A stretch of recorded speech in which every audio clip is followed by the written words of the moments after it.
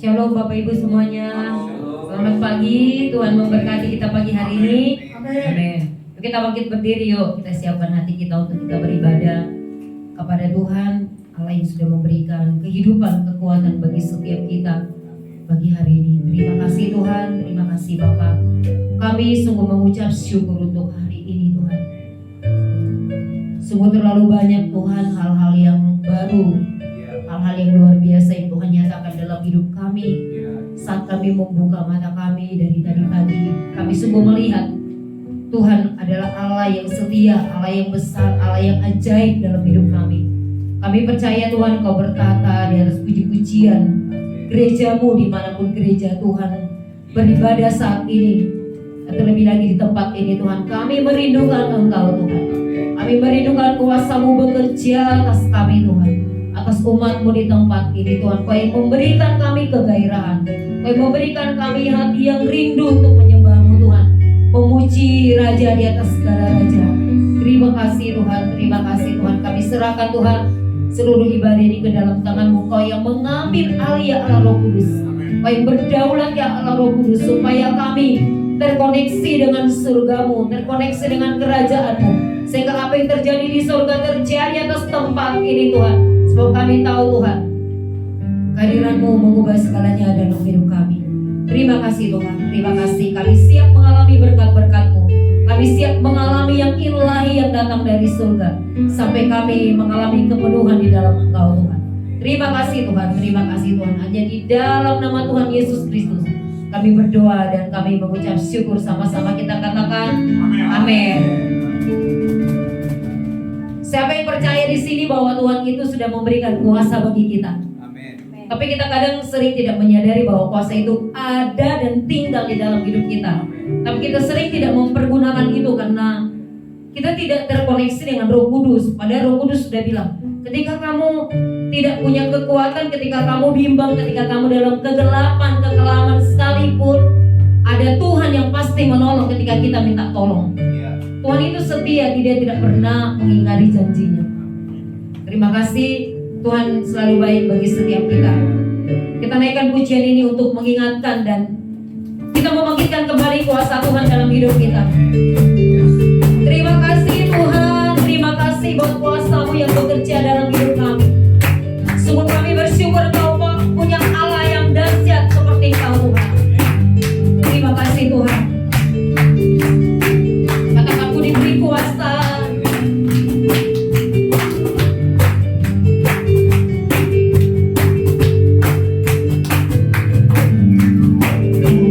Beri kuasa,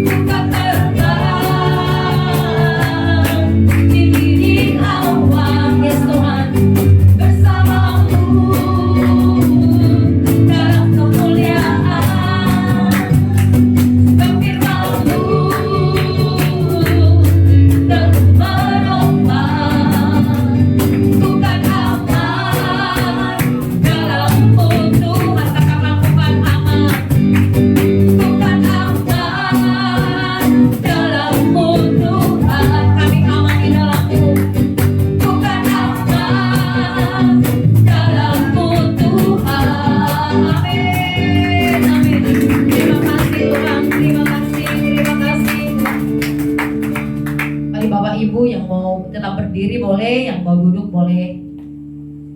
Kita bebas menyembah Tuhan. Karena penyembahan itu bukan masalah duduk dan berdiri, tapi kita terkoneksi dengan Tuhan. Kita tahu Tuhan ada di dalam hidup kita, di dalam hati kita saat ini. Sungguh Tuhan, kami perlukan hari-hari ini Tuhan, di tengah-tengah tidak ada pengharapan. Di dunia ini Tuhan, sungguh nyata tidak ada tempat berlindung selain di dalam firman-Mu Tuhan, selain di dalam hadirat-Mu. Yang membawa kami terbang tinggi bersama-Mu Tuhan, menghadapi setiap badai kehidupan, setiap goncangan, setiap pergumulan apapun. Kami tahu Tuhan bekerja, dan firman-Mu Tuhan yang menerangi setiap kami. Terima kasih Tuhan. Biar pujian ini boleh mengingatkan setiap kita bahwa Tuhan beserta kita, Tuhan menolong kita.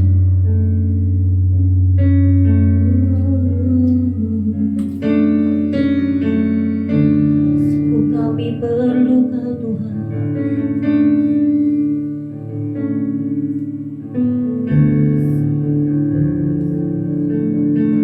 Terima kasih Tuhan. Firman-Mu berkata Kau besertaku, maka kuat roh dan jiwaku. Amin. Tangan-Mu Tuhan selalu ku nantikan, di setiap langkahku percaya. Dengan sayang-Mu ku akan terbang tinggi di tengah badai. Ku tak menyerah, Kau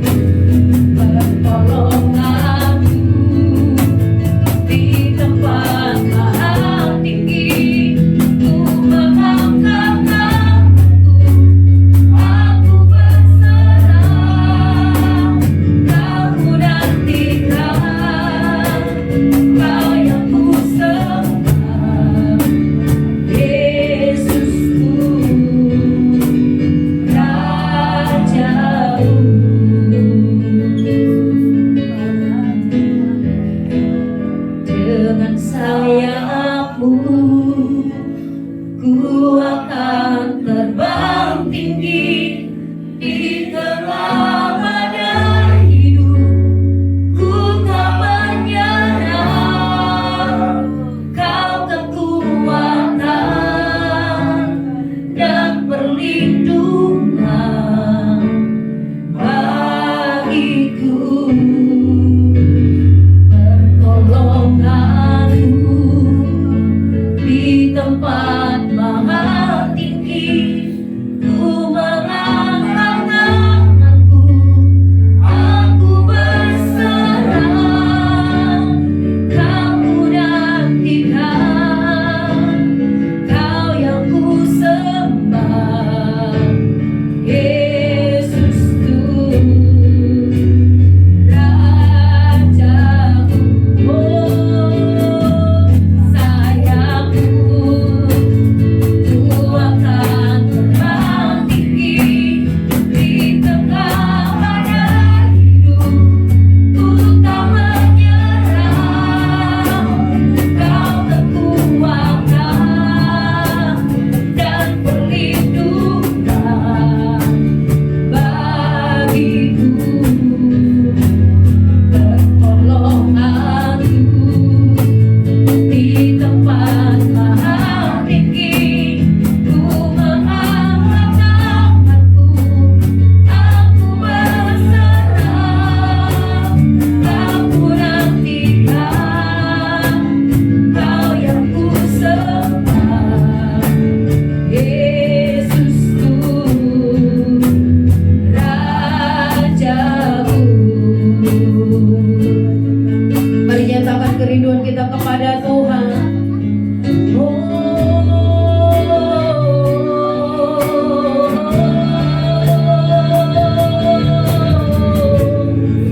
Sungguh di dalam-Mu Tuhan, kekuatan kami. Sungguh di dalam firman-Mu Tuhan, letak kekuatan kami. Sumber segalanya yang kami perlu, yang kami butuhkan. Ya firman-Mu Tuhan, sungguh itulah terang di hidup kami.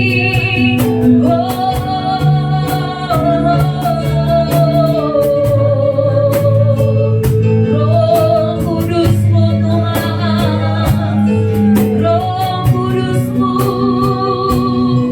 menembusi setiap hati kami. Roh Kudus menjamah hidup kami, membangkitkan iman kami saat ini. Haleluya, haleluya, haleluya. Dengan sayap-Mu Tuhan, kami mau terbang tinggi, mengalami janji-janji-Mu Tuhan. Bawa kami Tuhan, mengalami-Mu. Kepedulian-Mu ada atas kami saat ini Tuhan. Yesus,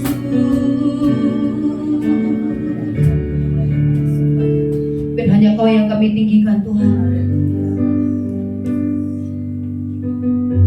Dan nama-Mu Tuhan yang berdaulat atas hidup kami setiap hari.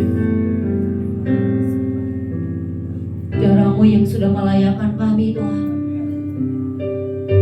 Kami menjadi orang-orang yang Kau kasihi, yang Kau cintai, yang Kau miliki, yang Kau jamin di dalam kebenaran Tuhan. Terima kasih Tuhan, terima kasih.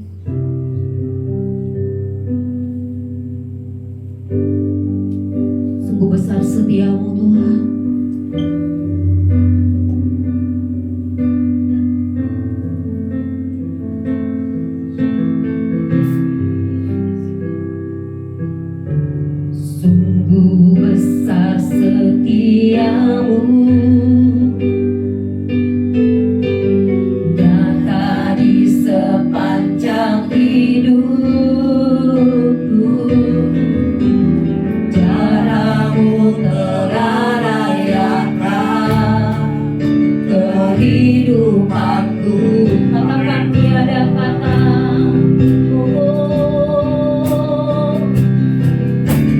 tiada kata yang bisa lukiskan indahnya kau Tuhan. Bagimu segala pujian dan kemuliaan.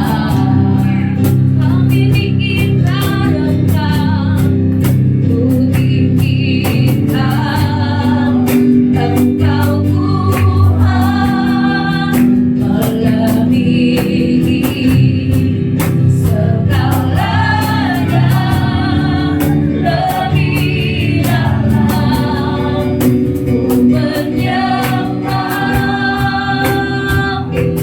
dalam roh dan kebenaran. Ku tinggikan Engkau Tuhan, melebihi segalanya, lebih dalam ku menyembah dalam roh dan kebenaran selamanya. Kita nyatakan dari awal pujian ini.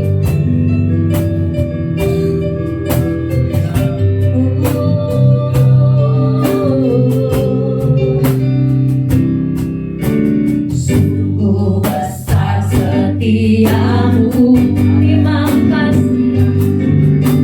Nyata di sepanjang hidupku,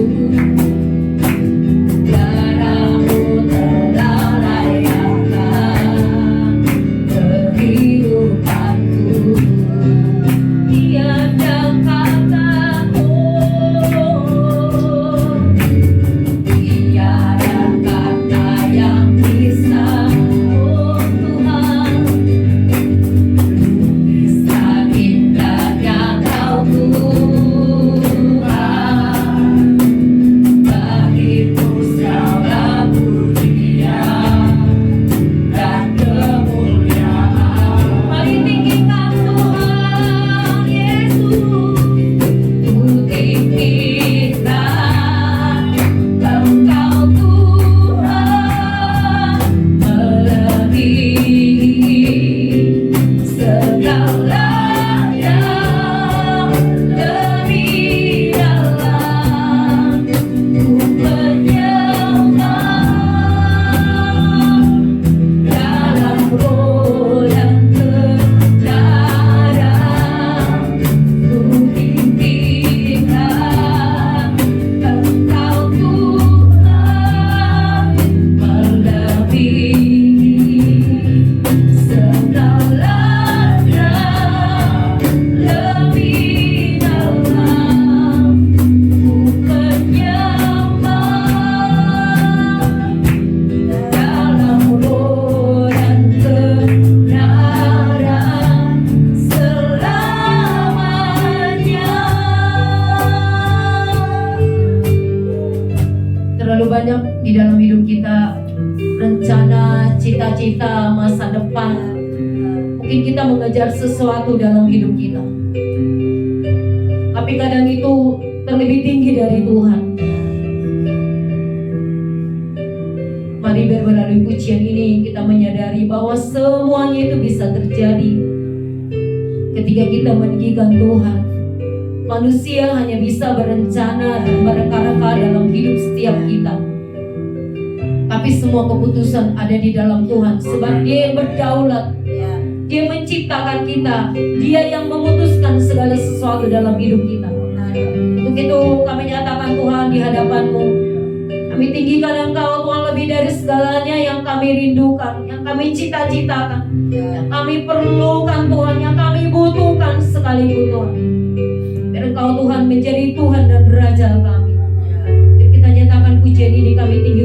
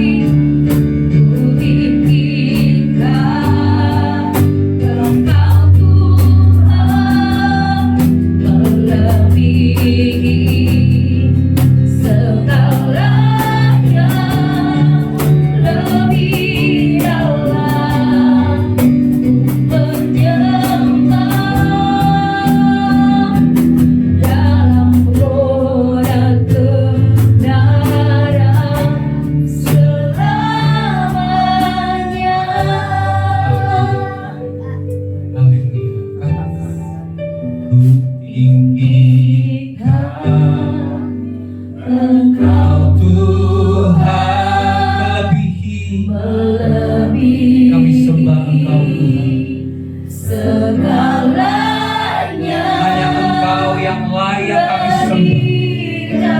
Kami datang beribadah pagi hari ini, membawa korban penyembahan kami di hadirat-Mu Tuhan.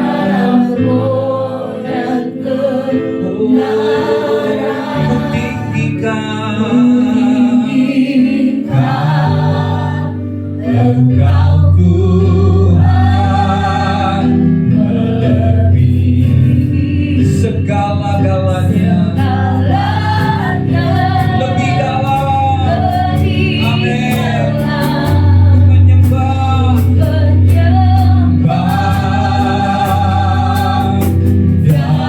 Sekali lagi katakan, oh kami tinggikan. Yes Lord, melebihi segala-galanya, lebih dalam, menyembah dalam roh dan kebenaran selamanya, dalam roh dan kebenaran, dalam roh dan kebenaran selalu, dalam roh dan kebenaran, dalam roh dan kebenaran selamanya.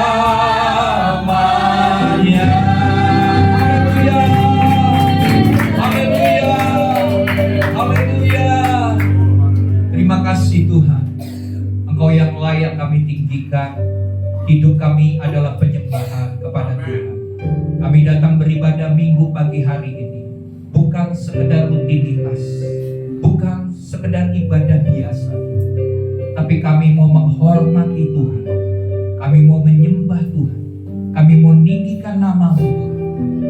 Dan kami percaya pada saat nama-Mu ditinggikan, Engkau hadir di tengah-tengah puji-pujian daripada umat-Mu Tuhan. Dan jika Engkau hadir, kami tahu Tuhan, Engkau Bapa yang penuh kasih, yang mengerti dan memahami hidup kami, akan memberikan yang terbaik Tuhan atas hidup kami. Oleh sebab itu Bapa, pagi hari ini kami siap, kami rindu mendengarkan firman Tuhan. Kami tahu Tuhan, Engkau yang membawa kami untuk beribadah minggu pagi hari. Oleh sebab itu Tuhan, buka hati kami, berikan kepada kami kelaparan, kehausan akan firman Tuhan. Kami mau sungguh-sungguh semakin mengerti, semakin mengenal hati Tuhan, supaya hidup kami boleh selalu berkenan dan melakukan kehendak Tuhan. Terima kasih Bapa. Beracaralah ya Tuhan, jadilah kehendak-Mu melalui ibadah minggu pagi hari ini seperti yang Tuhan kehendak. Dalam nama Tuhan Yesus, semua kita yang siap mendengarkan firman bersama-sama katakan amin. Amin. Puji Tuhan. Silakan duduk Bapak Ibu jemaat, saudara terkasih. Shalom. Shalom. Apa kabar? Luar biasa. Ya, minggu lalu saya bilang jangan cuma apa kabar. Amin. Hari masih ingat gak? Minggu lalu kita bilang, waktu saya bilang apa kabar, bilangnya adalah semua bisa diatasi. Amin. Semua bisa dilewati. Oke, nanti saya tanya apa kabar? Semua bisa diatasi, semua bisa dilewati. Karena kenapa? Immanuel, Tuhan beserta kita. Oke? Apa kabar? Semua bisa Diatasi, semua bisa dilewati. Karena Immanuel, Tuhan beserta kita. Oke, haleluya, puji Tuhan. Jemaat, hari ini kita kembali akan belajar firman Tuhan. Kita percaya bahwa setiap kali kita ibadah, kita akan semakin mengenal kebenaran. Ya, kita butuhkan kebenaran di hari-hari menjelang kedatangan Tuhan. Karena di akhir zaman ini kebenaran coba untuk disimpangkan oleh iblis, ya. Tetapi orang yang mengakarkan hidupnya kepada kebenaran firman Tuhan akan tetap kuat. Amin. Menghadapi tantangan, menghadapi cobaan, menghadapi permasalahan dalam hidup, kalau kita berdiri di atas kebenaran firman Tuhan, kita tidak mudah hanyut dengan arus dunia yang begitu kuat di hari-hari terakhir ini. Oke? Ya, kita akan belajar firman Tuhan.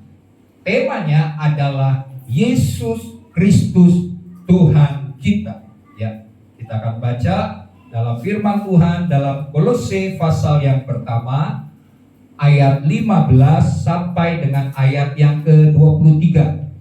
Kolose pasal 1 ayat 15 sampai dengan ayat 23. Saya akan baca ayat yang pertama ayat 15. Bapak Ibu Saudara baca ayat 16, selanjutnya kita bergantian sampai dengan ayat 23 bersama-sama.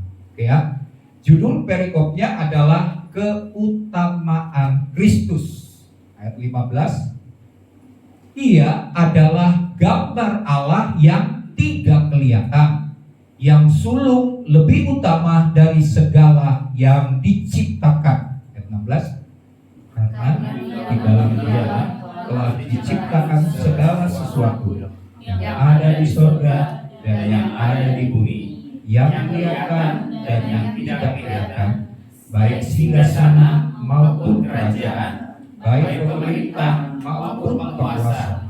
Segala sesuatu diciptakan oleh Dia dan untuk Dia. Ayat 17. Ia adalah terlebih dahulu dari segala sesuatu, dan segala sesuatu ada di dalam Dia. Ialah kepala tubuh, yaitu jemaat. Ialah yang sulung, yang pertama bangkit dari antara orang mati, sehingga Ia yang lebih utama dalam segala sesuatu. Karena seluruh kepenuhan Allah berkenan diam di dalam Dia, dan oleh Dialah Ia memperolehkan segala sesuatu dengan dirinya, baik yang ada di bumi maupun yang ada di surga, sesudah Ia mengadakan pendamaian oleh darah salib Kristus. Juga kamu yang dahulu hidup jauh dari Allah dan yang memusuhinya dalam hati dan pikiran, seperti yang nyata dari perbuatanmu yang jahat, Sekarang diperdamaikannya di dalam jasmani Kristus oleh kematiannya untuk menempatkan kamu kudus dan tak percaya di hadapannya. Sebab itu kamu harus bertekun dalam iman, tetap teguh dan tidak bergoncang. Jangan mau digeser dari pengharapan Injil yang telah kamu dengar, yang telah dikabarkan di seluruh alam di bawah langit, dan yang aku ini, Paulus, telah menjadi pelayannya. Dalam ayat terakhir, Paulus mengingatkan atau menjadi inti dari pesan yang dia tulis kepada jemaat di Kolose. Dia sampaikan supaya jemaat harus bertekun dalam iman, tetap teguh dan tidak bergoncang, ya, dalam iman. Jangan mau digeser oleh pengharapan dari pengharapan Injil yang telah kamu dengar, yang telah dikabarkan, di mana Paulus menyatakan bahwa aku adalah pelayan Injil itu sendiri. Jadi di sini Paulus mengingatkan jemaat Kolose, dan saya percaya itu juga berlaku bagi setiap kita yang mendengarkan firman Tuhan hari ini, supaya iman kita tidak mudah digoyah. Amin. Karena kenapa? Di zaman sekarang ini, bahkan di kedepannya, Bapak Ibu Saudara, kita perlu menguatkan iman percaya kita kepada Tuhan. Karena kenapa? Karena ada begitu banyak, baik itu ajaran sesat ataupun paham atau pandangan pemikiran tentang sekularisme. Apa itu sekularisme? Sekularisme itu adalah sebuah pandangan atau pemikiran yang menganggap bahwa Tuhan dan nilai-nilai rohani itu sudah tidak relevan lagi dalam kehidupan sehari-hari. Itu pemahaman sekularisme dan itu sedang berkembang di tengah zaman kita. Contohnya adalah seperti begini. Mereka menganggap ada pengetahuan, ya boleh slide-nya. Mereka menganggap bahwa ilmu pengetahuan dan teknologi itu sudah menjelaskan segalanya. Jadi Tuhan itu sudah tidak diperlukan lagi di zaman sekarang. Agama atau Tuhan itu adalah sebuah cerita mistik yang kuno, yang udah gak relevan lagi di zaman sekarang ini. Karena ilmu pengetahuan semakin bertambah, teknologi, sains akan menjawab semua kebutuhan-kebutuhan atau menjawab segala sesuatu yang dibutuhkan oleh manusia. Sehingga menganggap Tuhan itu udah semua sudah bisa, sudah tahu jawabannya. Sekarang mau apa-apa, kalau dulu tanya sama Mbak Google, betul kan? Sekarang tanya lagi kepada bukan Mbak Google, ya, Mas ChatGPT-nya.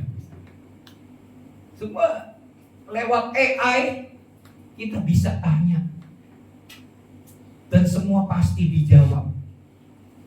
Bahkan ditanya lagi, tanya balik, ada yang perlu dibahas lebih dalam lagi. Sampai kita akan dibuat oleh dunia ini tidak lagi memerlukan Tuhan.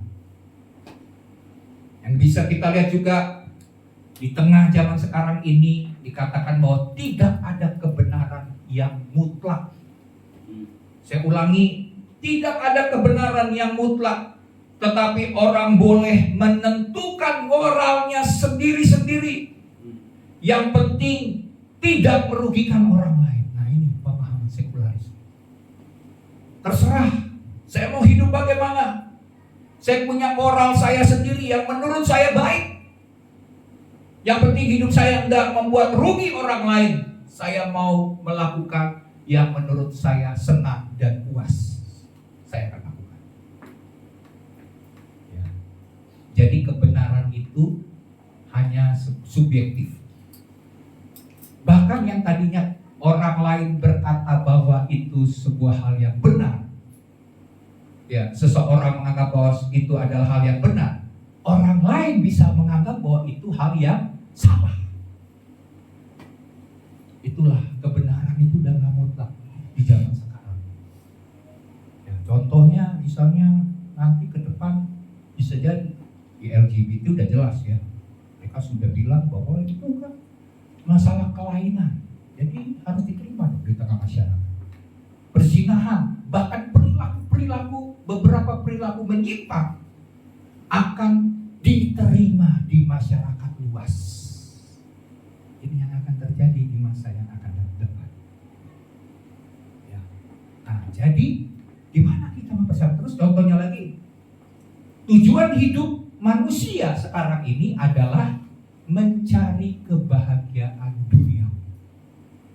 Itu pemahaman sekularisme, ya. Bukan lagi menyenangkan Tuhan, karena bagi mereka Tuhan itu udah nggak diperlukan. Bagaimana kita bahagia di dunia ini?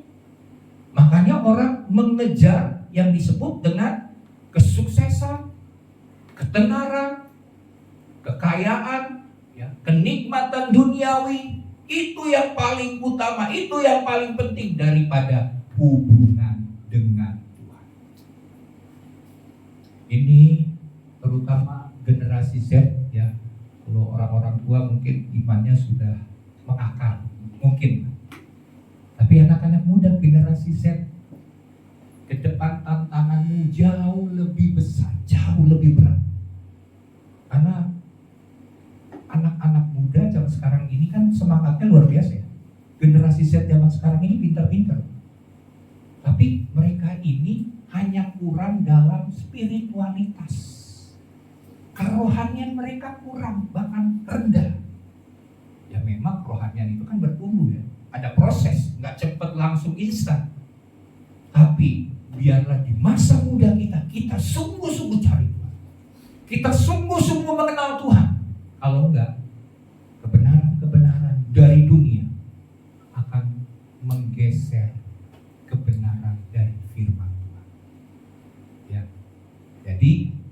kita harus sungguh-sungguh, karena pekerjaan iblis dari awalnya adalah mencuri, amin, membunuh dan membinasakan.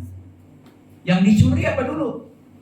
Misalnya sukacita, damai sejahtera, mencuri berkat-berkat Tuhan yang Tuhan telah siapkan, sediakan bagi kita, dia mencuri. Karena tujuan akhirnya adalah membunuh kita dan membinasakan kita. Dan yang paling dia suka untuk dicuri adalah iman kita. Dia akan buat iman kita semakin turun, bukan semakin naik. Seharusnya iman kita sebagai orang Kristen harus semakin meningkat. Tapi iblis akan berusaha menurunkan iman kita. Ya, jadi oleh sebab itu Paulus mengingatkan kepada jemaat di Kolose supaya hidup mengutamakan Tuhan. Makanya perikopnya adalah keutamaan Kristus, karena Kristus itu adalah Tuhan.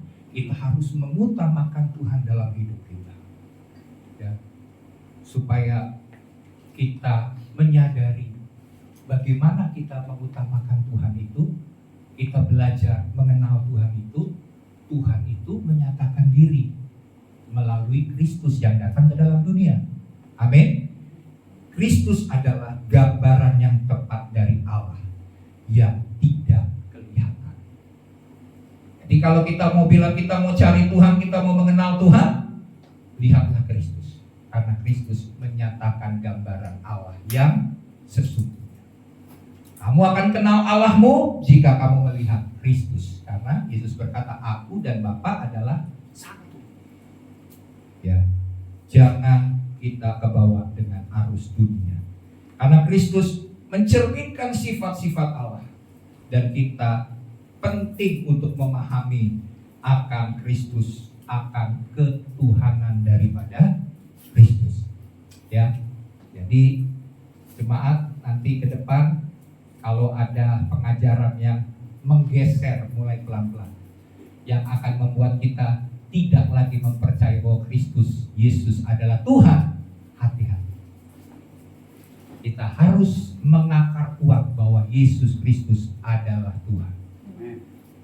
Bukan sekedar teori, bukan sekedar pemahaman, tapi jadikan Yesus itu Tuhan atas hidup kita. Tuhan itu artinya apa? Yang berdaulat, amin, yang berkuasa atas hidup kita. Jadi seluruh hidup kita, waktu kita menghadapi tantangan, jangan coba dengan kekuatan kita sendiri. Jangan coba dengan pengalaman kita sendiri.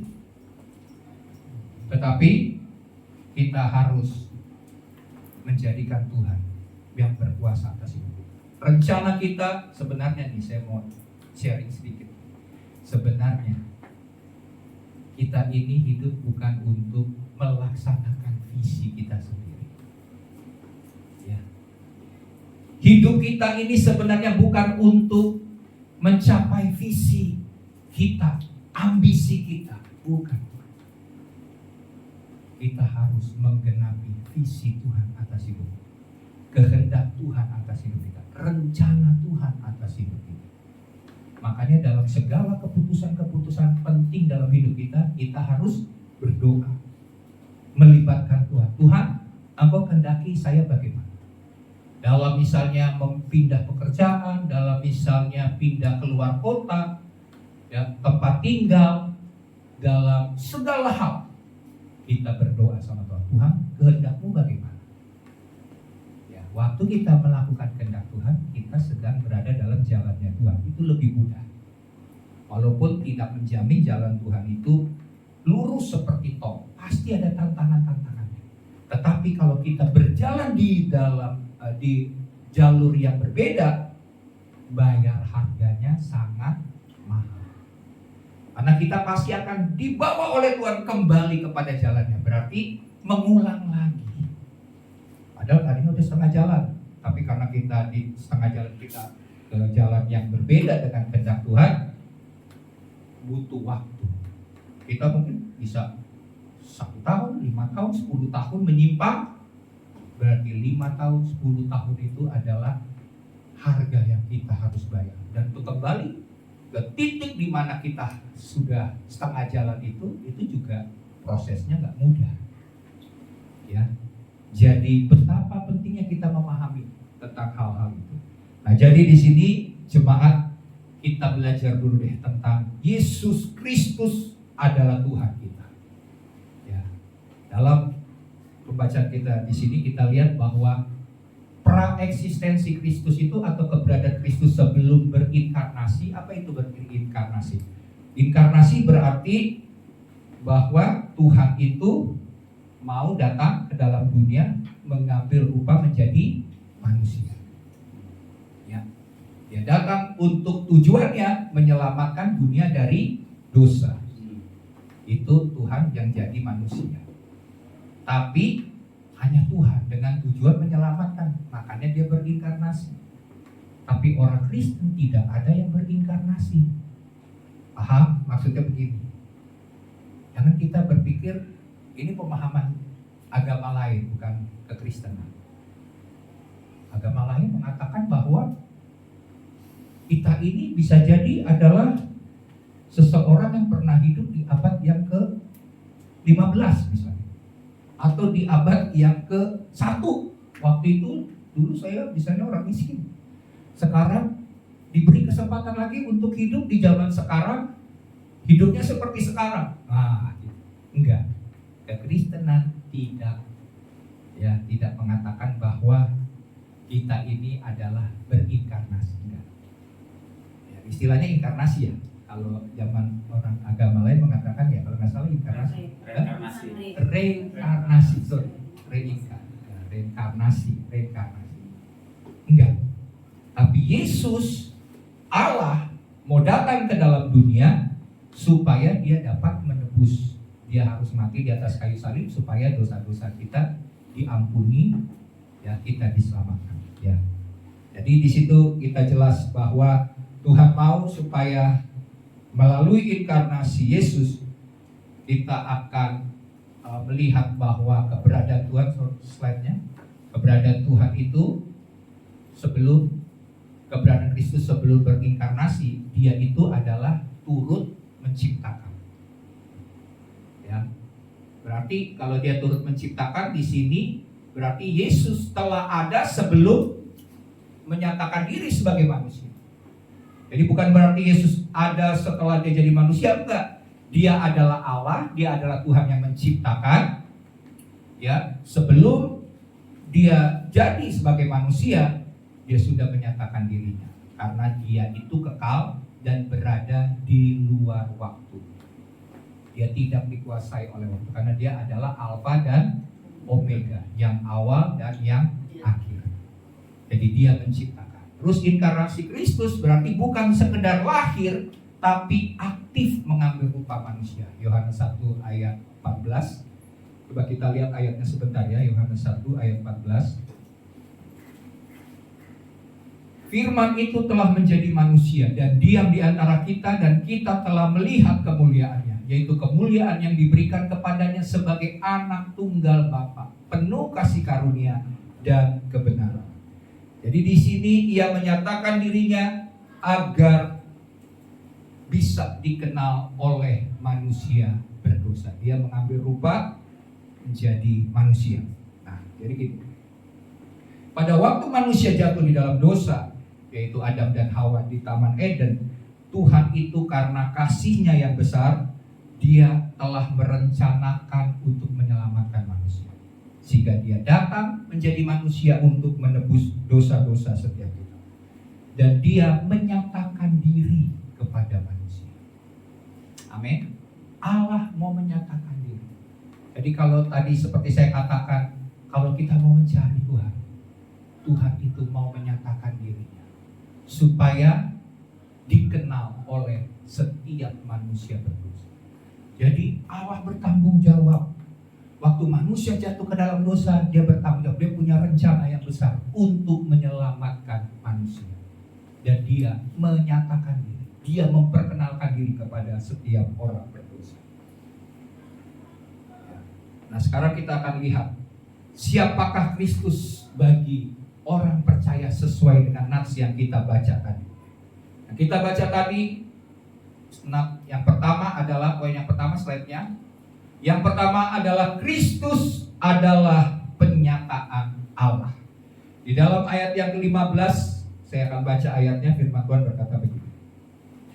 Ia adalah gambar Allah yang tidak kelihatan, yang sulung, lebih utama dari segala yang diciptakan. Karena Allah adalah roh, maka dia tidak kelihatan secara kasat mata, betul kan? Roh, dia tidak kelihatan. Agar dia dikenal, maka dia menyatakan dirinya kepada manusia. Jadi Tuhan berinisiatif untuk memperkenalkan dirinya kepada manusia. Yesus menyatakan Allah secara nyata kepada kita karena dia adalah gambaran Allah. Gambaran itu dalam bahasa Yunaninya itu adalah cerminan, ya, cerminan atau representasi yang sempurna dari Allah. Itulah Yesus yang menyatakan diri sebagai Allah. Nah, pertanyaannya begini, mengapa Tuhan harus menyatakan diri? Kenapa Tuhan harus menyatakan? Yang pertama adalah supaya manusia dapat mengenal Tuhan dan memiliki hubungan dengan Tuhan. Ya, jadi luar biasanya Tuhan tuh, kasihnya itu luar biasa. Kita ini kan yang berdosa, kita ini yang memberontak, kita ini yang menjadi musuhnya Tuhan karena kita tidak mau percaya dan taat kepada Tuhan melalui dosa dari Adam dan Hawa di Taman Eden. Tapi Tuhan berinisiatif menyelamatkan manusia, dan akhirnya Tuhan memperkenalkan dirinya supaya hubungan yang selama ini terputus oleh karena dosa menjadi terjalin kembali. Ya, jadi contohnya seperti seseorang yang mengambil keputusan untuk menikah, misalnya. Seorang yang mau menikah tentunya dia kan harus tahu pasangannya, betul kan? Kalau orang Jawa katakan bibit, bebet, bobot gitu ya. Harus cocok nggak nih, sesuai nggak nih? Berarti seperti itu. Ya sama seperti kalau kita cari pasangan untuk menikah, karena menikah ini seumur hidup, tentunya kita akan bukan pilih kucing dalam karung, betul kan? Yang kita nggak kenal, udah ketemu karena kita suka, besok nikah ya, nggak bisa. Nikah kan harus saling mengenal dulu. Karena kenapa? Karena ini bicara soal hubungan panjang sampai seumur hidup kita. Nah, jadi dalam memasuki sebuah atau menjalin hubungan sebagai suami istri, masuk dalam pernikahan, kita perlu mengenal. Jadi demikian juga Tuhan.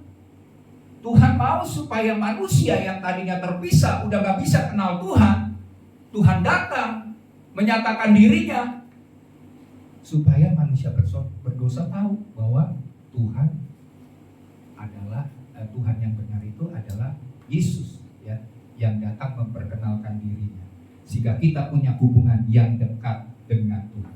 Karena kenapa? Tanpa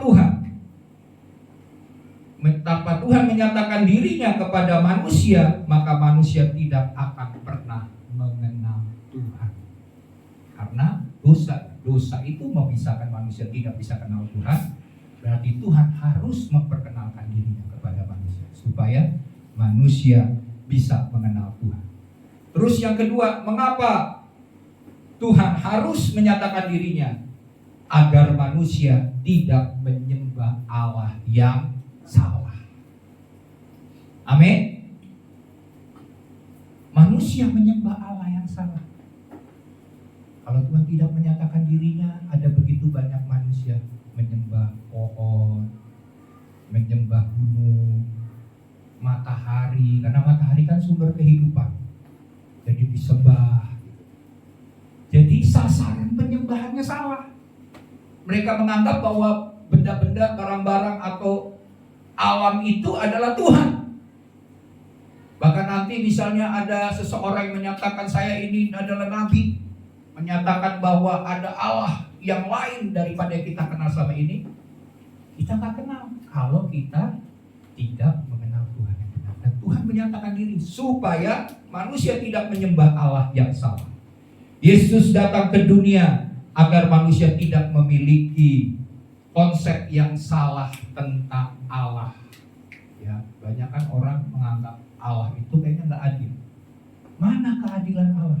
Kalau Tuhan adil dan Tuhan kasih, kenapa masih banyak orang miskin? Kan ada satu orang, udah Kristen, udah penulis, udah teolog, dia bisa kecewa kepada Tuhan karena dia lihat ada orang miskin, orang menderita. Kok bisa menderita seperti ini? Kalau ada Allah, kenapa Allah membiarkan orang ini mati dalam kelaparan? Punya konsep yang salah tentang Allah. Tapi Yesus datang untuk memperkenalkan pribadi Allah, bahwa Allah itu penuh kasih, Allah itu sabar, Allah itu pengampun. Dia memperkenalkan sifat-sifat dan karakter Allah dan memperkenalkan kehendak Allah atas kehidupan manusia. Sehingga kita tahu, oh, kehendak Tuhan itu yang baik apa, yang salah apa. Ini luar biasa Tuhan kita. Amin. Dia nggak mau membiarkan manusia terus hidup dalam dosa. Dia harus memperkenalkan dirinya supaya kita menyembah Allah yang benar. Kemudian mengapa kita manusia itu harus mengenal, atau Tuhan harus menyatakan dirinya? Yang ketiga adalah agar manusia dapat mengalami kasih dan kuasa Tuhan secara nyata. Amin. Jadi Allah itu bukan sekedar konsep, Allah itu bukan sekedar teori, tapi Allah itu adalah pribadi. Dan waktu kita menyadari dia adalah pribadi, dia mau menyatakan kasihnya kepada kita. Dia mau menunjukkan kuasanya. Kan kita baca bagaimana Yesus ya memberi makan berapa? 5.000 orang. Sisa 12 bakul. Masih ada sisa. Jadi dia mau menyatakan dirinya bahwa Allah adalah Allah yang menyediakan. Amin. Allah yang mencukupi segala kebutuhan. Allah yang mengadakan mujizat. Allah yang penuh kasih. Tadinya kan murid-muridnya udah bilang gini, 5.000 orang ini udah pada kumpul. Ini waktunya sudah tengah malam nih. Kita nggak punya apa-apa. Sedangkan toko roti sudah tutup malam-malam begini. Bagaimana menyiapkan makanan terhadap 5.000 orang? Udah suruh mereka pulang. Tapi Tuhan bilang apa kepada murid-muridnya? Kamu harus memberi mereka makan. Berarti Tuhan peduli. Tuhan mengasihi, nggak suruh pulang, udah nggak pedulilah, cuek. Udah datang, ya udah, masa mesti disiapkan? Tuhan peduli. Dia menyatakan kasih dan kuasanya supaya manusia juga mengalami kasih Tuhan. Kalau kita mengalami kasih Tuhan, berarti kita juga akan mengasihi Tuhan. Amin. Semakin dalam kita merasakan kasih Tuhan, semakin dalam juga seharusnya kita mengasihi Tuhan. Jadi kalau kita mulai tidak menghormati Tuhan, kita sudah tidak mengasihi Tuhan, berarti sesungguhnya kita tidak mengizinkan kasih Tuhan itu memenuhi hidup kita. Karena semakin banyak kita mengalami kasih Tuhan, kita akan semakin berbuat kasih kepada orang lain. Hidup kita akan dipenuhi dengan kasih Tuhan. Ya, jadi izinkan hidupmu dipenuhi dengan kasih Tuhan. Berarti setelah Tuhan berikan benih kasih itu dalam hidup kita, kita kembangkan kasih kita kepada Tuhan. Jangan biarkan kasih kita semakin beku.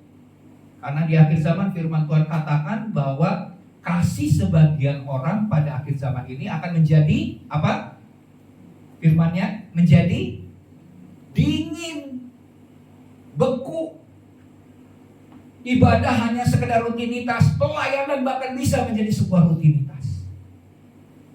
Tapi kalau kita terus tenggelam dalam kasih Tuhan, Tuhan, aku mau menghormati, aku mau mengasihi Tuhan, penuhi aku dengan kasih, kita akan semakin menghormati dan mengasihi Tuhan.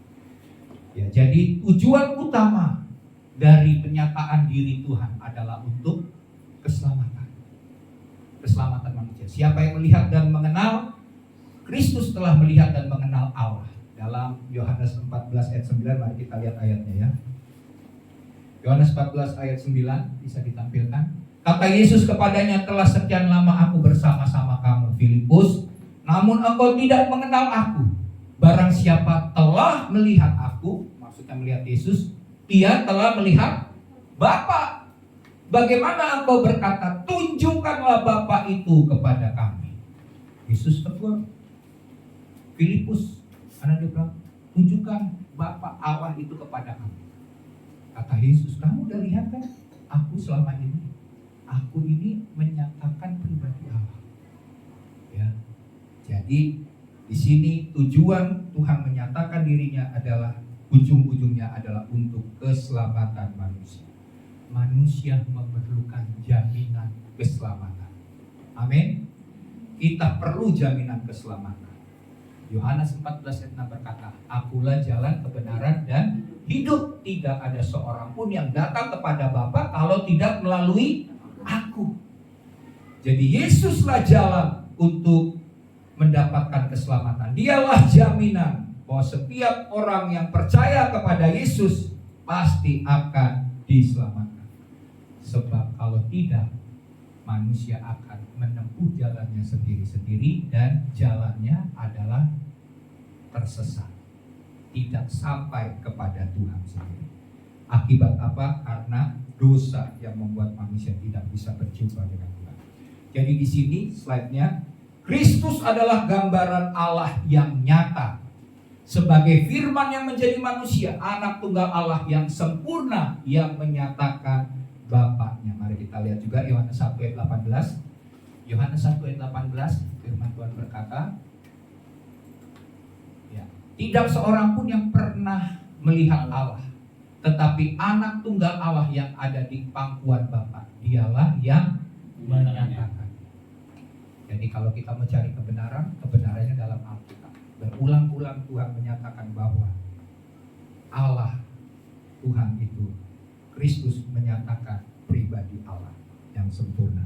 Ya, jadi saya akan cepat saja yang kedua, kita lihat poin yang kedua. Poin yang kedua, Kristus adalah pencipta. Dalam ayat 15 dan 16 saya baca begini, Ia adalah gambar Allah yang tidak kelihatan, yang sulung lebih utama dari segala yang diciptakan. Karena di dalam Dialah telah diciptakan segala sesuatu yang ada di sorga dan yang ada di bumi, yang kelihatan dan yang tidak kelihatan, baik singgasana maupun kerajaan, baik pemerintah maupun penguasa. Segala sesuatu diciptakan oleh Dia dan untuk Dia. Kristus adalah pencipta. Nah, ayat ini seringkali dijadikan oleh orang-orang yang mengatakan, loh, kalau pencipta kan tulisnya begini. Ia adalah gambar Allah yang tidak kelihatan, yang sulung lebih utama dari segala yang diciptakan. Berarti Yesus itu ciptakan dong, Dia kan yang sulung. Yang sulung diciptakan dari segala sesuatu. Nah, disinilah ya kita mesti lihat. Coba slide-nya, ada bidat yang menyatakan bahwa Yesus adalah ciptaan. Yesus itu manusia biasa. Yesus dituduh sebagai manusia yang dipertuhankan. Ya, itu kan tuduhan-tuduhan. Nah, jadi begini. Kalau kita lihat ayat tadi, ayat yang 15 ini, berdasarkan ayat 15, kata yang sulung itu artinya makhluk ciptaan yang pertama. Tapi konteks atau budaya Israel atau budaya Ibrani pada masa itu, sulung berarti yang paling utama. Artinya yang memiliki hak waris tertinggi. Jadi dia lebih utama, dia terutama. Bukan berarti dia itu ciptaan, bukan. Maksudnya daripada yang sulung berarti dia yang utama dari segala ciptaan, dari segala sesuatu yang diciptakan. Bukan dia termasuk ciptaan yang pertama, bukan. Ya, artinya paham ya, berarti dia yang terutama, yang diutamakan. Karena kenapa? Karena Yesus itu yang menjadi sulung supaya melalui penebusan Yesus, saudara-saudaranya atau yang kan banyak saudara Yesus itu yang sulung, berarti di bawahnya pasti akan mendapatkan keselamatan.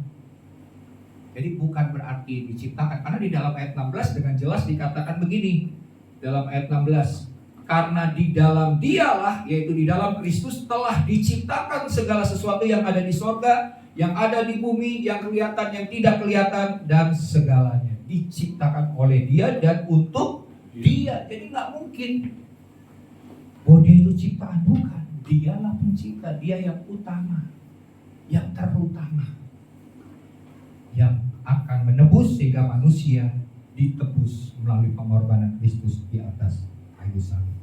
Ya. Jadi jelas ayat ini, karena Yohanes 1 ayat 3 berkata, coba satu ayat lagi di berikut ini, segala sesuatu dijadikan oleh Dia, dan tanpa Dia, yaitu Yesus, tidak ada sesuatu pun yang telah jadi dari segala yang telah dijadikan. Jelas ya, Yesus itu adalah pencipta. Jadi slide-nya, kedua ayat ini menegaskan tentang kemahakuasaan Yesus dalam hal menciptakan segala sesuatu. Yesus adalah pribadi yang turut aktif dalam penciptaan. Makanya dikatakan Dia menciptakan baik itu kerajaan, baik itu singgasana yang kelihatan maupun yang tidak kelihatan. Dia menciptakan segala sesuatu. Berarti di sini Dia adalah Allah yang maha kuasa, pribadi yang turut aktif dalam penciptaan. Yesus adalah Tuhan yang berkuasa. Nama Yesus adalah nama yang berkuasa. Dalam nama Yesus bertekuk lutut semua yang ada di bumi. Ya. Dia yang menciptakan segala sesuatu dari yang tidak ada, karena Dia pencipta, menjadi ada. Dia bisa membuat hal-hal yang ajaib, yang mustahil, yang tidak mungkin bagi manusia. Dia bisa jadikan itu mungkin, karena Dia adalah pencipta. Jadi percayai, imani, yang tidak mungkin menjadi mungkin dalam nama Yesus, karena Dia pencipta. Dia bisa mengubah, bahkan kutuk Dia bisa ubah menjadi berkat. Pergunakan nama Yesus. Tadi WL bilang kita itu diberikan kuasa, tapi kenapa orang Kristen senantiasa kalah? Karena tidak menggunakan kuasa. Kuasa itu didapat dari siapa? Dari Tuhan, yaitu di dalam nama Yesus. Nama Yesus itu berkuasa. Kita mengikat iblis dengan nama Yesus. Kita mengalahkan pekerjaan-pekerjaan kegelapan dengan nama Yesus. Jadi setelahnya segala sesuatu diciptakan oleh Dia dan untuk Dia. Fakta bahwa Yesus adalah pencipta sekaligus menunjukkan kemahakuasaan dan keilahian atau kealahannya. Oke, yang ketiga. Yang ketiga, Kristus adalah pendamai. Nah, ini juga penting. Ayat 20 berkata, dan oleh Dialah Ia memperdamaikan segala sesuatu dengan dirinya, baik yang ada di bumi maupun yang ada di sorga, sesudah Ia mengadakan pendamaian oleh darah salib Kristus. Jadi di sini slide-nya, karena dosa manusia berada dalam keterpisahan dengan Allah. Keadaan ini menjadikan manusia sebagai musuh daripada Tuhan. Nah, sebagai musuh berarti posisi kita bagaimana? Kalau sebagai musuhnya Allah, berarti kita akan binasa. Kita kena kutuk, kita mengalami hukuman kekal, maut. Itulah bagian dari kita yang berdosa. Karena dosa itu membuat manusia menjadi musuh daripada Allah.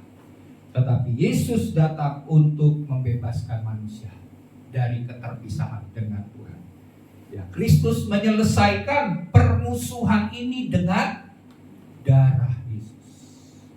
Kalau bicara soal darah Yesus, iblis akan berusaha supaya orang Kristen tidak memahami tentang kuasa darah Yesus. Karena di dalam darahnya itu ada penebusan. Di dalam darahnya itu ada pendamaian. Di dalam darahnya itu manusia dibebaskan dari kutuk, dari ikatan dosa. Harganya untuk penebusan dosa-dosa kita yang begitu banyak, yang seharusnya kita masuk neraka, harganya adalah darah Yesus yang tercurah di atas kayu salib. Jadi betapa pentingnya kita, berharganya kita, karena Tuhan harus meneteskan sampai tetesan darah terakhir untuk menebus seluruh umat manusia. Kristus menyelesaikan permusuhan dengan darah. Ya, ketetapan Allah dalam perjanjian lama dikatakan bahwa Untuk pengampunan dosa membutuhkan penumpahan darah. Tidak ada pengampunan tanpa penumpahan darah. Jadi makanya mereka mempersembahkan korban binatang. Ya. Tetapi melalui pengorbanan Yesus adalah pengorbanan yang sempurna. Itu menggantikan semua korban yang dilakukan di dalam perjanjian lama. Amin. Jadi semuanya digenapi melalui korban Yesus di atas kayu salib. Udah gak perlu lagi bawa korban ke bait Allah dengan binatang yang dipersembahkan. Darahnya, ya, korban harus disembelih sehingga darahnya itu dicurahkan. Enggak. Cukup dengan darah Yesus semua dosa-dosa kita dihapuskan. Darah Yesus adalah satu-satunya yang bisa menebus dosa dan memberi kita keselamatan. Manusia yang percaya tidak lagi berada di dalam kutuk dan penghukuman kekal. Lebih dari itu, setelah didamaikan dengan Allah, kita berhak menikmati hak waris keselamatan karena kita adalah anak-anak Allah. Kita lihat coba Ibrani 2 ayat 17. Ibrani 2 ayat 17. Itulah sebabnya maka dalam segala hal ia harus disamakan dengan saudara-saudara, supaya ia menjadi imam besar yang menaruh belas kasihan dan yang setia kepada Allah untuk mendamaikan dosa seluruh bangsa. Terus Ibrani 9 ayat 15. Ibrani 9 ayat 15, karena ia adalah pengantara dari suatu perjanjian yang baru, supaya mereka yang telah terpanggil dapat menerima bagian kekal yang dijanjikan, sebab ia telah mati untuk menebus pelanggaran-pelanggaran yang telah dilakukan selama perjanjian yang pertama. Jadi di sini Yesus bertindak sebagai imam besar untuk mempersembahkan dirinya sendiri sebagai korban supaya dapat mendamaikan manusia dengan Allah. Ya, kita diperdamaikan dengan Allah. Tadinya musuh, sekarang jadi sahabatnya Allah. Amin. Ini luar biasa. Kita didamaikan dan kita menjadi ahli waris karena kita adalah anak-anak Allah. Jadi pesan daripada Rasul Paulus melalui firman Tuhan hari ini, jangan goyah iman. Amin. Jangan jual Yesus. Ada lagu berkata, jangan tukar Yesus, ya, dengan apa? Dengan segala hal, dengan harta, kekayaan, jabatan. Jangan tukar Yesus. Sekali Yesus tetap Yesus. Bukan ada istilah di teman-teman gembala bilang ini, sekali GBI tetap GBI, ya. GBI di bumi, GBI di surga, ya enggak. Tapi sekali Yesus tetap Yesus, karena Yesuslah jalan keselamatan. Yesus adalah Tuhan. Yesus adalah pendamai karena Dia pencipta, bukan ciptaan ya, pencipta. Dia bisa menciptakan segala sesuatu yang baru. Amin. Mungkin ada harapan-harapan ke depan dari jemaat untuk tahun 2025 ini. Ya, dunia sekarang ini sedang masuk dalam resesi ya. Ya, diperkirakan ke depan ini tidak semakin mudah, semakin sulit, tapi kita punya Tuhan. Amin. Tuhan yang benar, bukan Tuhan yang salah. Kita sedang menyembah Tuhan yang tepat. Kita sedang berada dalam jalur yang benar. Jangan menyimpang dari jalur Tuhan, karena kita sedang menuju kepada tujuan yang tepat, yaitu surga yang mulia bagi setiap kita. Amin. Mari kita bangkit berdiri. Kita akan memeteraikan firman Tuhan. Terima kasih. Kita mau kebenaran Tuhan ini yang kita dengar termeterai dalam hati dan pikiran kita. Sadari dimanapun kita berada, ada Yesus, ada Tuhan yang beserta dengan kita. Sadari bahwa pengorbanan Yesus itu cukup untuk menebus dosa-dosa.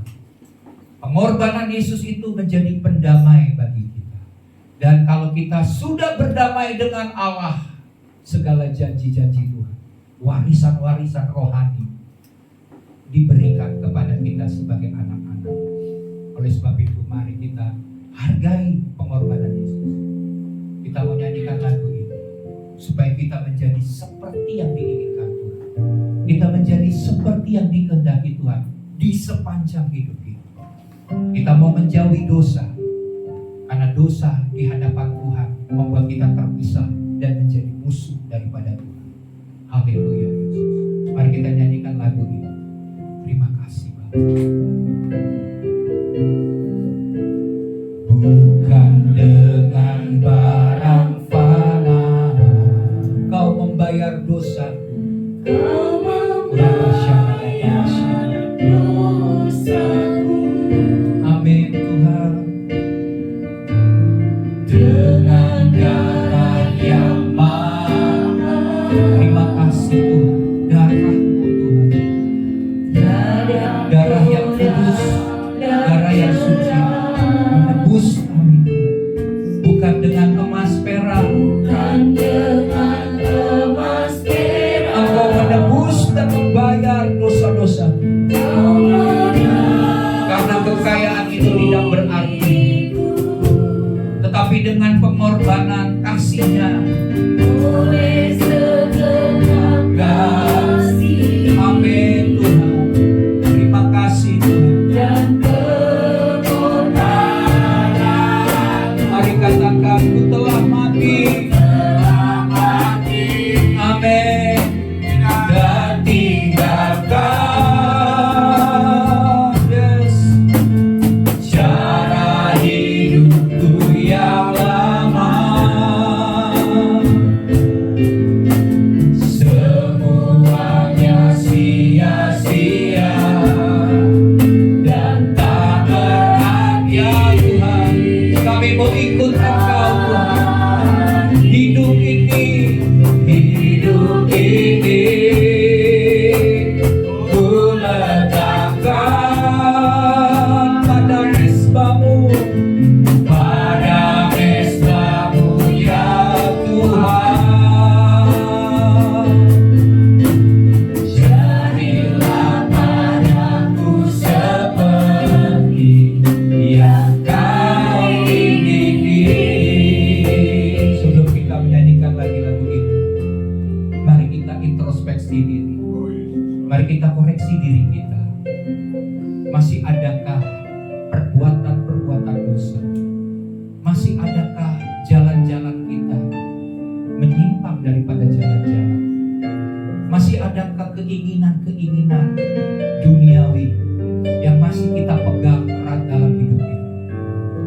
Hari ini kita sudah belajar bahwa Yesus Kristus adalah Tuhan, rela mati, mencurahkan darahnya untuk menebus, untuk mengampuni, untuk mendamaikan kita dengan Allah. Dan tidak ada lagi korban yang menggantikan tentang darah Yesus dan pengorbanan Yesus. Pada waktu kita menolak pengorbanannya, menolak kasih, menolak keselamatan yang disediakan bagi setiap kita, maka kita berada dalam bahaya besar. Kita sedang berada dalam kutuk, dalam hukuman kekal. Tetapi karena kasih-Nya yang besar, Dia datang, Dia menyatakan dirinya, Dia memperkenalkan dirinya sebagai Tuhan, supaya orang-orang berdosa, orang yang jauh daripada Tuhan, mengenal Dia sebagai Tuhan.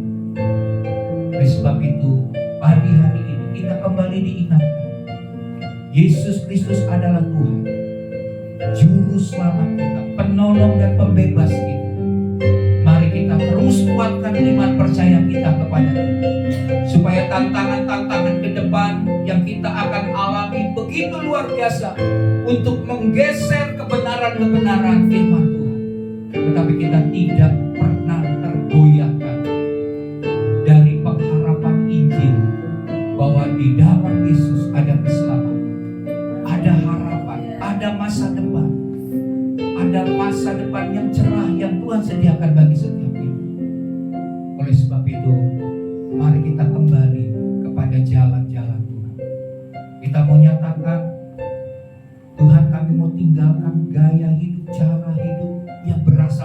dunia. Kami mau mengejar Tuhan. Kami mau beribadah.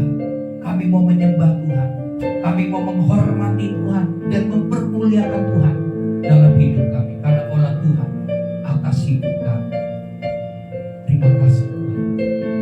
Kami mau kembali kepada-Mu. Kami mau datang merendahkan hati kami, merendahkan diri kami. Sebab kami memerlukan Tuhan. Kami butuh Tuhan di sepanjang hidup kami untuk menuntun langkah-langkah kami. Mari jemaat kita angkat tangan di hadapan Tuhan. Kita mengakui pernyataan firman Tuhan melalui lagu yang kita nyanyikan ini. Bukan dengan barang fana, bukan dengan emas permata, dengan perak kita sudah dibeli dan dibayar lunas. Haleluya, kita nyanyikan lagu ini. Haleluya Tuhan. Bukan dengan terima kasih Tuhan. Terima kasih Tuhan. Buat kami sungguh-sungguh memahaminya. Sehingga ibadah kami, penyembahan kami tidak menjadi biasa-biasa, tidak menjadi rutinitas. Terima kasih. Ku telah mati, amin Tuhan, dan tinggalkan cara hidup yang lama. Ya Tuhan, ya semuanya ini sia-sia Tuhan, dan tidak berarti. Mari hidup ini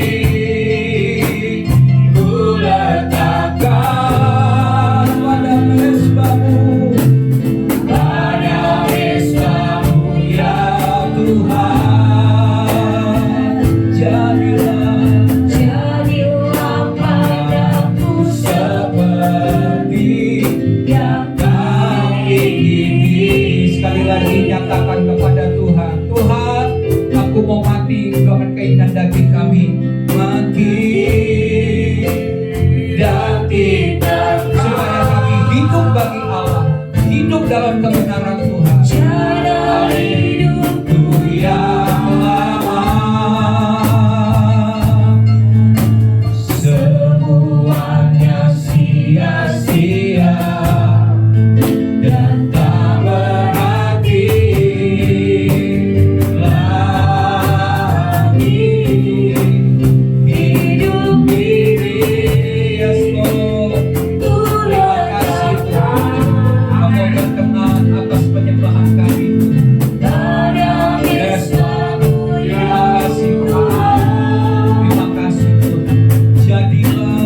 Jadilah padaku seperti yang Kau ingini. Hamba berdoa, perkenanan Tuhan, berkat Tuhan, penyertaan Tuhan, penyediaan Tuhan, pertolongan Tuhan yang tidak pernah terlambat terjadi atas hidup kami. Karena Engkaulah Tuhan kami, Engkaulah juru selamat kami, Engkaulah pembebas dan penolong kami. Terima kasih Tuhan. Jadilah Tuhan kehendak-Mu atas hidup kami di bumi ini sama seperti di sorga. Dalam nama Yesus, semua kita yang sudah diberkati bersama-sama katakan amin.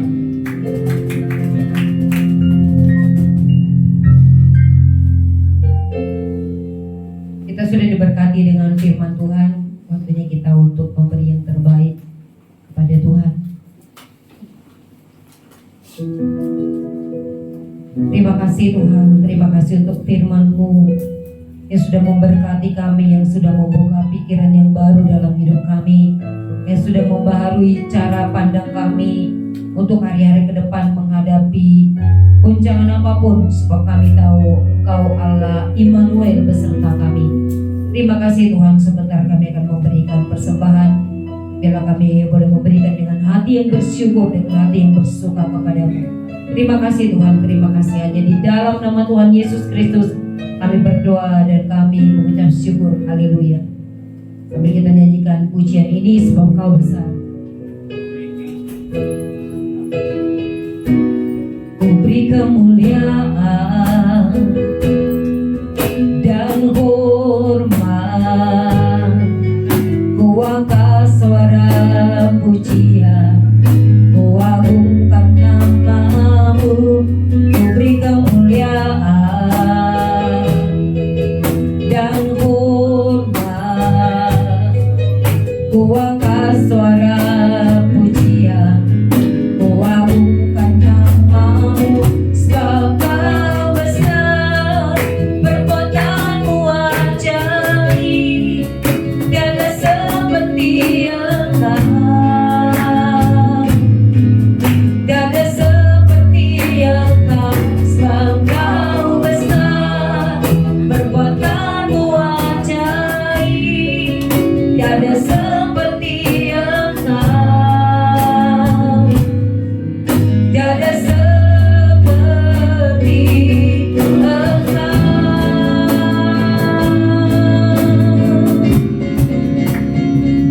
Sebab Kau besar, perbuatan-Mu ajaib, tiada seperti Engkau. Amin.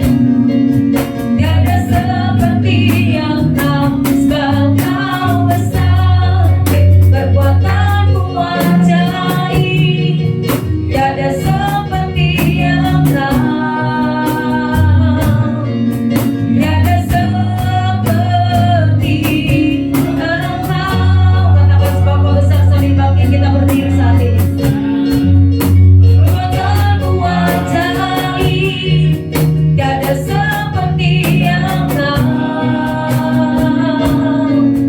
tiada seperti Engkau. Sebab Kau besar, perbuatan-Mu ajaib, tiada seperti Engkau, tiada seperti Engkau. Kami nyatakan sekali lagi, sebab Kau besar, perbuatan-Mu ajaib, tiada seperti Engkau, tiada seperti Engkau. Sebab Kau besar, perbuatan-Mu ajaib, tiada seperti Engkau,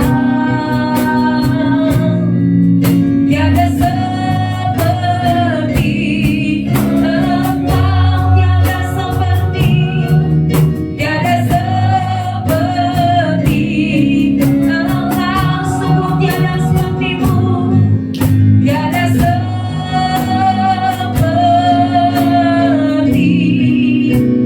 Yesus. Amin. Biar kami imani Tuhan, pujian ini dan firman-Mu terjadi dalam hidup kami. Terima kasih Tuhan, ada kegairahan, ada semangat, ada pengharapan yang baru untuk menjalani seminggu ke depan bersama-Mu Tuhan.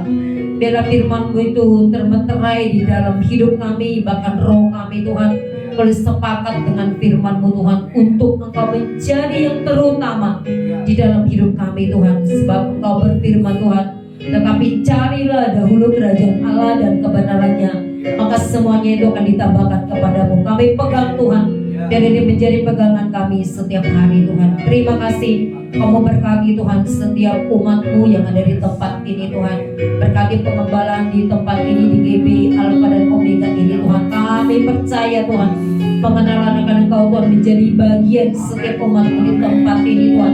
Supaya kami tidak takut, supaya kami tidak gentar, supaya kami tidak khawatir menghadapi hari-hari ke depan. Sebab kami beriman kepada Tuhan Yesus Kristus. Berkati Tuhan hamba-Mu yang membalakan di tempat ini Tuhan, supaya terus Tuhan bawa Tuhan dalam kemuliaan-Mu Tuhan. Perkenanan-Mu senantiasa Tuhan ada atas hamba-Mu di tempat ini Tuhan, untuk mengembalakan anak-anak-Mu di tempat ini. Domba-domba itu Tuhan percayakan boleh semakin dekat dengan Engkau Tuhan. Berkati tempat ini Tuhan, dan bawa Tuhan gereja ini untuk menjangkau jiwa-jiwa Tuhan, membawa lawatan Tuhan dimanapun mereka berada Tuhan. Mereka yang berdagang, mereka yang bekerja, bahkan mereka yang sekolah, mereka menjadi pembawa lawatan dimanapun setiap anak-anakmu berada di tempat ini Tuhan. Terima kasih Tuhan, terima kasih ya Bapa.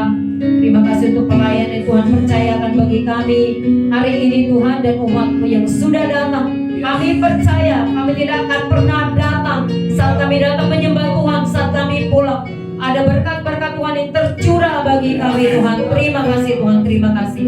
Kami siap untuk menerima berkat-Mu Tuhan, dan kami percaya berkat-Mu akan menyertai kami sepanjang minggu ini. Persilakan Bapak. Terima kasih Tuhan. Mari jemaat harapkan hal-hal yang besar daripada Tuhan. Karena Tuhan adalah Tuhan yang maha besar, yang menolong, yang mengatasi segala pergumulan dan masalah itu. Mari kita angkat tangan di hadapan Tuhan yang kudus, Tuhan yang penuh kasih. Tuhan, Engkau berjanji, Engkau bawa kami Tuhan dari satu kemuliaan kepada kemuliaan yang semakin besar. Engkau berjanji Tuhan, kami akan senantiasa naik dan tidak pernah turun, menjadi kepala dan bukan ekor. Engkau berjanji apa saja yang diperbuat dengan kedua tangan kami, Tuhan menyertai dan memberkati, bahkan membuat berhasil dan beruntung Tuhan. Engkau berjanji firman-Mu, jika kami dengar, sungguh-sungguh mendengar akan suara dan firman Tuhan dan melakukannya Tuhan, maka berkat-berkat, segala berkat-berkat yang terbaik Tuhan sediakan bagi setiap kami. Bahkan Engkau berjanji tidak ada orang miskin di antara kami Tuhan. Semua kami hidup di dalam kekayaan hikmat Tuhan, kekayaan rohani, kekayaan jasmani yang Tuhan telah siapkan dan sediakan bagi kami. Oleh sebab itu Tuhan, kiranya Tuhan Engkau memberkati kami, Tuhan melindungi kami, Tuhan menyinari kami dengan wajah-Nya dan memberikan Engkau kasih karunia. Tuhan menghadapkan wajah-Nya kepadamu dan memberikan Engkau damai sejahtera. Turunlah berkat daripada Bapa Surgawi, kasih karunia, kasih setia, rahmat dan belas kasihan daripada Tuhan Yesus Kristus, dan pertolongan, penyertaan, perlindungan, pemeliharaan daripada Roh Kudus yang akan menuntun setiap kita kepada jalan-jalan kebenaran, jalan-jalan kemenangan, jalan-jalan kepada kehidupan. Dan kita tidak kedapatan bercacat celah. Kita tetap hidup kudus, ketaatan dan kesetiaan kepada Tuhan, sampai Yesus Kristus datang kedua kali menjemput setiap kita kekasih-kekasihnya di atas awan-awan yang permai. Kita akan diangkat bersama-sama dengan Tuhan, masuk dalam kerajaan yang kekal dan tinggal bersama dengan Tuhan selama-lamanya. Maka segala berkat itu kami terima hari ini di dalam nama Tuhan Yesus Kristus. Semua kita yang sudah menerima berkat daripada Tuhan bersama-sama katakan